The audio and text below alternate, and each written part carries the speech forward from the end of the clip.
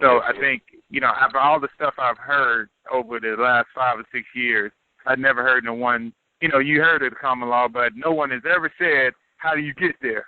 They always just talk about it, mention it.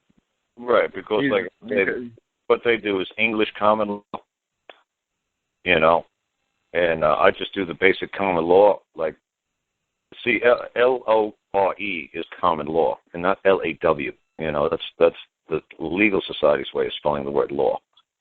How do you spell it? How did you spell law in the common way? LORE. If you Google LORE, it'll just say the traditions, practices, and customs of a people. Oh, common law. Okay, common. Okay. Right, it's not common law. It's all folklore. Right. Okay, I got you. A lot of people call it folklore, but it's right. It's what everybody knows. Everybody knows you can't steal. I don't care. Everybody knows. Everybody knows you can't cheat. Everybody knows. Everybody knows these very simple, basic concepts. I don't care where in the universe you go. Everybody understands this. I don't care where in Vulcan. You take away a Vulcan kid, they're going to go nuts. Right. Say, well, it's in the best interest of the kid. They're going to kill you. You don't take something away that belongs to somebody else. You just don't do it.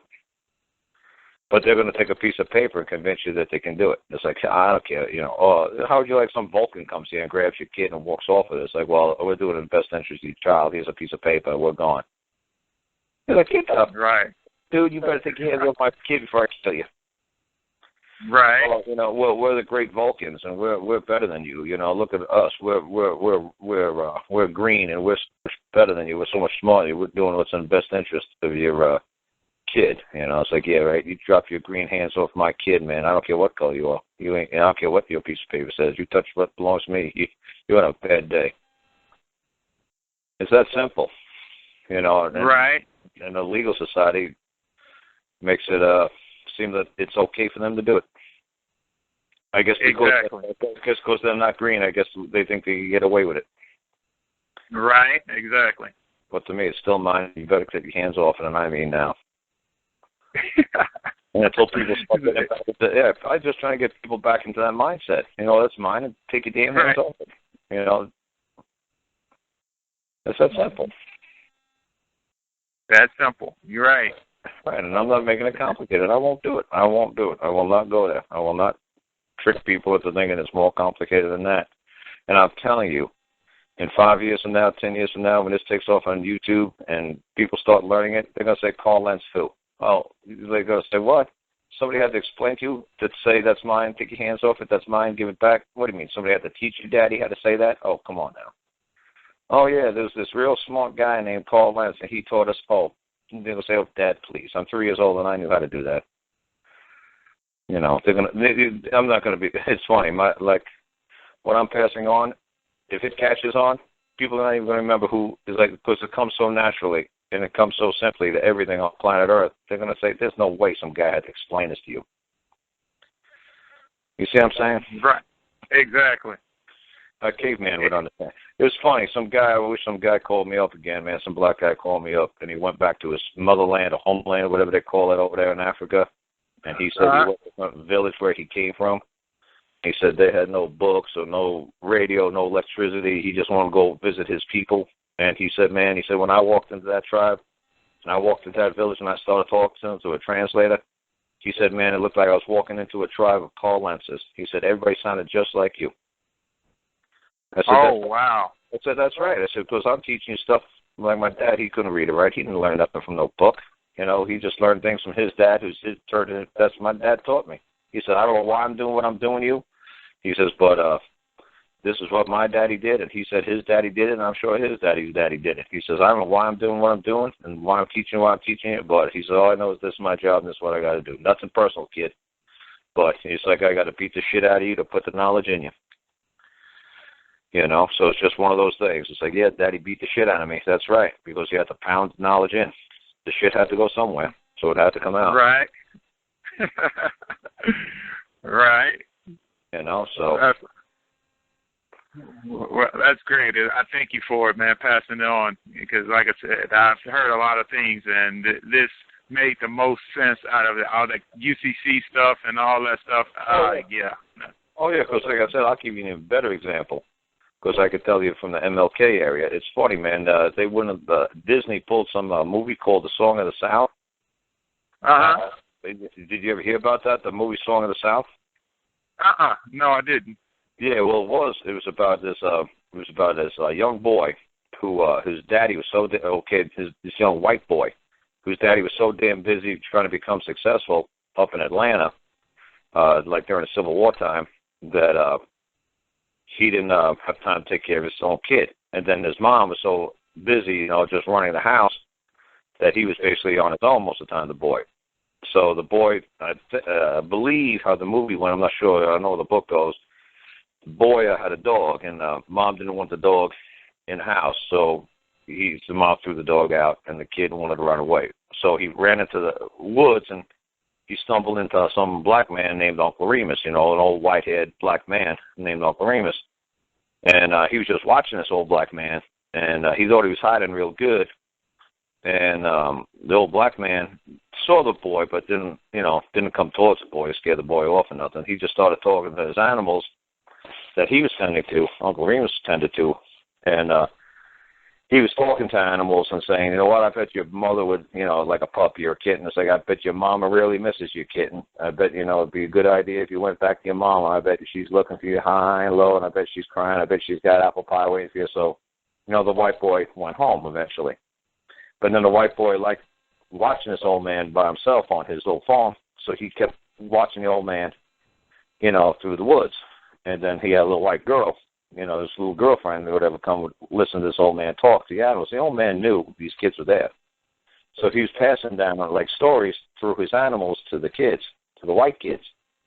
And what was funny is he was teaching them some very wise ways of looking at the world and wise ways of acting, And he was teaching the kids. He was raising the white kids,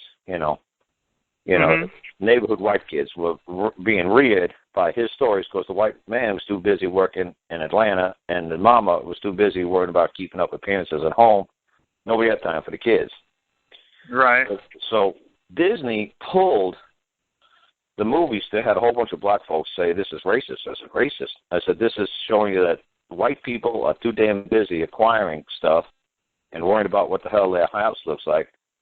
And these white kids are actually learning practical skill, knowledge, survival skills from an old black man. Oh, no, we can't have that. Why not?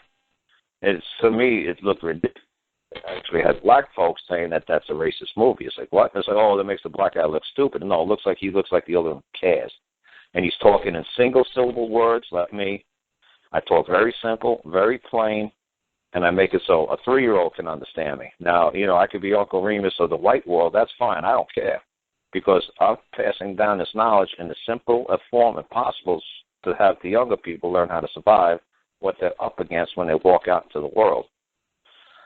So, like I said, it's amazing, and I had a lot of people, I buy that book and read the book, and they're like, holy cow, there's a newspaper, like a editor or publisher, back in the 1800s who wrote a whole series of these books.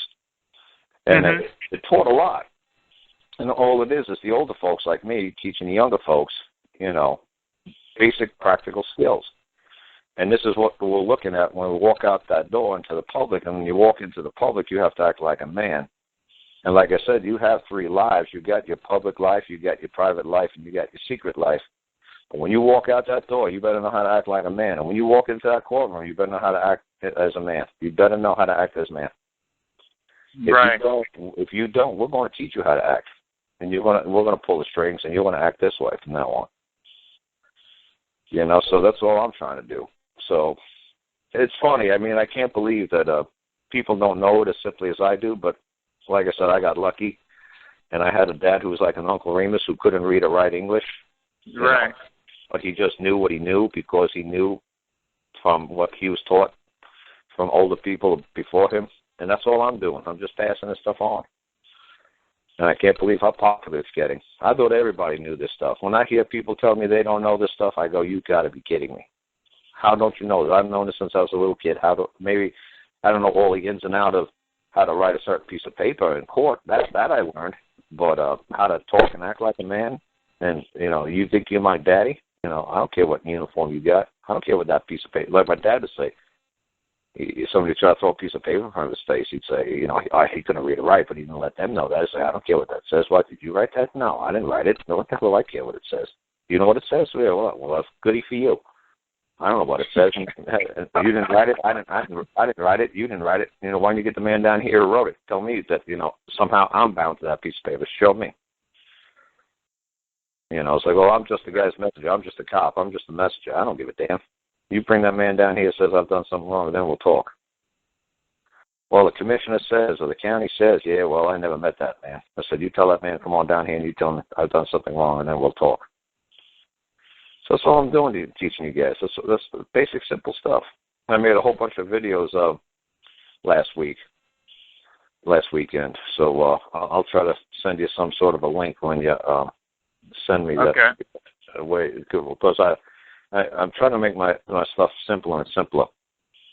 And like I said, even the man in England, when he was on my show, he told me, he said he was starting to talk in court and move to court and act in court. And he said the judge stopped him right in the middle of the sentence, and the judge said, sir, I think you're trying to evoke the common law, like conjure it up, like call it up. I think you're trying to rely on the law.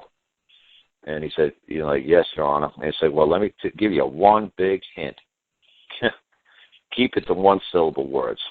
Make it simple, like me, Tarzan, you, Jane, steal, bone, give back, bone. Just keep it simple, son. Because if you try to talk like a lawyer, you're going to lose control. You're going to go over into legal land, and you're going to get into a whole bunch of trouble that you can't only imagine. But the judge just said to him, keep it simple, the judge said to him literally on the show, the judge said, I see what you're doing. You're trying to evoke common law. Let me give you a hint. Keep it to one-syllable words. And that's what I tell people. Keep it simple, keep it plain. Okay, gotcha. Yep. No A+ star from the English teacher. She sees that lawsuit, she's going to give you an F. She's going to say there's no consistency here, there's no periods, there's no flow, there's no creative words, there's no adjectives, this is boring. This is a third grader can write this. It's like, yep. Everybody can understand it. That's right. It's like, well, there's no, creativity here. Good. It's just black and white. That's mine. Give it back.